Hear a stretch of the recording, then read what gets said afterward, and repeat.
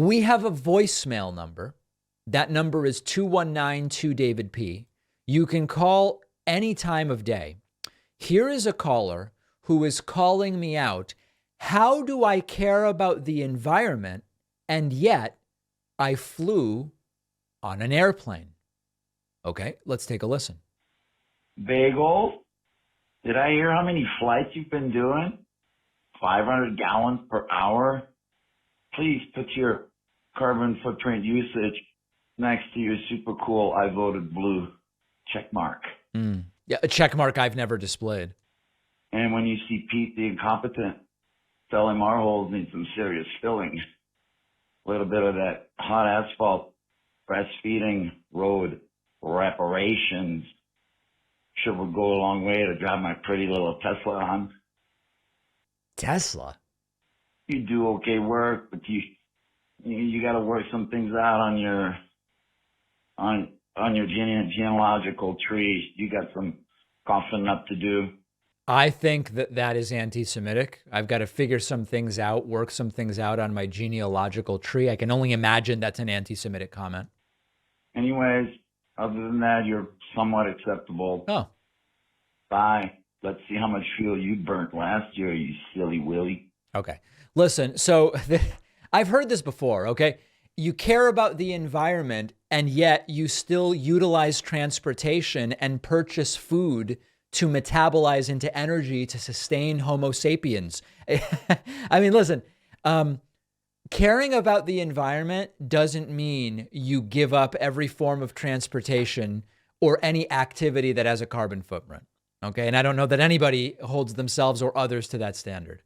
Caring about the environment means you advocate for more sustainable and efficient alternatives, renewable energy sources, carbon offsets, public transit, etc.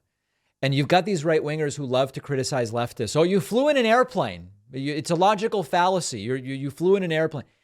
It's an appeal to hypocrisy, what they are actually doing. And this is when you try to discredit an argument by pointing out its inconsistency, that the person making the argument is inconsistent. You are inconsistent because you say you care about the environment, yet you drove a car or you traveled on an airplane. They don't actually address the argument itself. It doesn't actually invalidate the argument that we are making. The argument they seem to be making implicitly is people on the left shouldn't have cars of any kind. They should never travel by airplane. Cell phones have conflict minerals. I guess no cell phones. Plus the cell phone gets shipped. So it gets shipped on an airplane, so that's a carbon footprint. You, I guess, according to these people, have to live like an ascetic to really be a consistent liberal or something like that. The reality, of course, is people on the left drive cars and have cell phones. They're not hypocrites by their very nature simply because they care about the environment. We are using the available technology and infrastructure that society provides. Should I be biking to my brother's wedding in California? Should I not be going because I'm on the left and I care about the environment or whatever the case may be?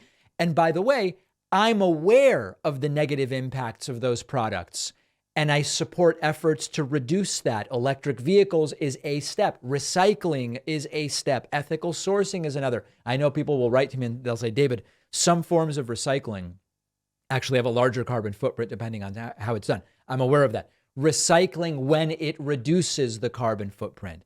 Liberals who drive cars or have cell phones aren't responsible for the economic, environmental damage that corporations cause by virtue of their products and services. We want to hold the corporations accountable for their actions. We want to pressure them to adopt more environmentally friendly practices and policies and all of it. So when I have a phone or I fly on an airplane, I'm not ignoring the environmental problems.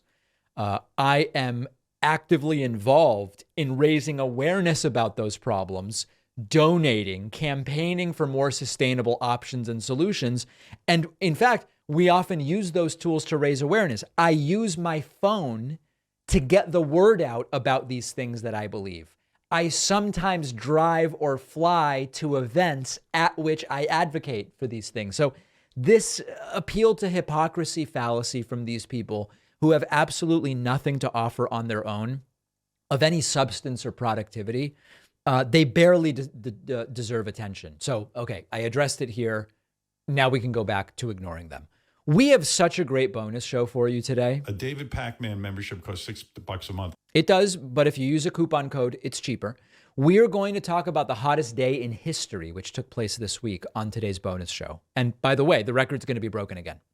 We are going to talk about Central Park 5 member Yusef Salaam winning the New York City Council's Democratic primary. And we are also going to talk about radical and repugnant Republican Congressman Matt Gaetz proposing to end cannabis testing for the military, something I actually agree with. Why is he doing it? Well, maybe he just believes it's the right thing. All of those stories and more will be on today's bonus show. Oh, the bonus show where you want to make money. Everybody else that makes money to fund themselves is bad. You can access the bonus show with a number of different machines. We're doing a class action lawsuit against all machines. Right. In all seriousness, it doesn't have to end right now. There is more show available today. You don't have to wait until tomorrow. Sign up at joinpakman.com. You'll get instant access, and I will be joined by producer Pat. See you then, or we'll be back here tomorrow.